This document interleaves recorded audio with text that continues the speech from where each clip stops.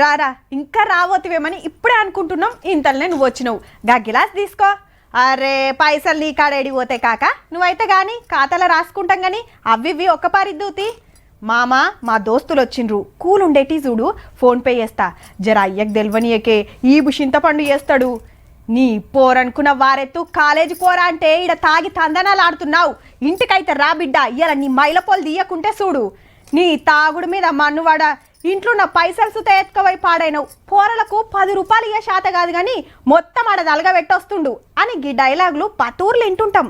కానీ గాడైతే కాదు. తెలంగాణలో ఒక్క బెల్ట్ షాప్ కూడా లేని నియోజకవర్గం ఏదంటే మునుగోడు.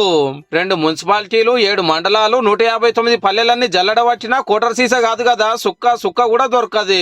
మందు తాగాలంటే సీదా వైన్స్కో బార్కో పోవాల్సిందే తప్ప సందులో సరుకుండది గల్లీలో మాలుండది. మునుగోడు నియోజకవర్గం మొత్తం కూడా ఎక్కడ కూడా అక్రమ మద్యం అమ్మకాలు అనేవి లేవు, పూర్తిగా బంద్ అయినాయి. ఏహే ఆప్కారంలో లేవని చెప్పకుంటే ఉన్నాయని చెప్తారా అంటున్నారా? అయితే ఊళ్ళ పొంట తిరిగి పబ్లిక్ నే అడుగుదాము. కొట్టుడు తిప్పట్లాడు తాగొచ్చి ఎందుకంటే నా కష్టం నేను తిన్నా నువ్వు తిను ఇగో ఇట్లా అనేది. అక్కడేమో తాగి ఆడగడితే ఆడ వదిలేది. ఇక్కడ అన్ని గందులైనవి మొత్తం బంద్ అయింది. సిగడమైలు కానీ ఎక్కడెక్కడ ఊళ్ళో పోతే అక్కడ షాపులు ఉడతాట. అవి కూడా కావాలి కాసి పోయినప్పుడు కొట్టాలి పొరలా.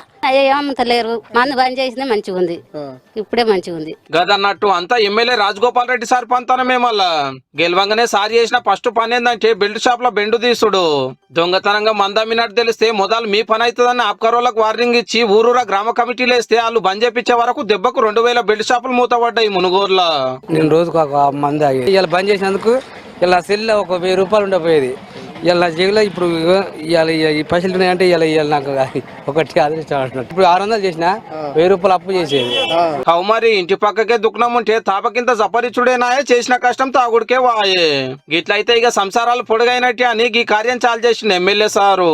ఈ కేసీఆర్ బంగారు తెలంగాణ అని చెప్పి మొత్తం తాగుబోతుల తెలంగాణ చేసిపోయిండు. పాన్ షాపులో కూరగాయల షాపులో ఎక్కడ పడితే అక్కడ 24 గంటలు. మరి ఈ పని ముందెందుకు చేయలేదని అడిగితే నేను ఎమ్మెల్యే ఉన్నప్పుడు మా ప్రభుత్వం లేనప్పుడు నేను అరగట్లేకపోయినా. ఈ కిరాణం దుకాణంలో మంద అమ్మేది.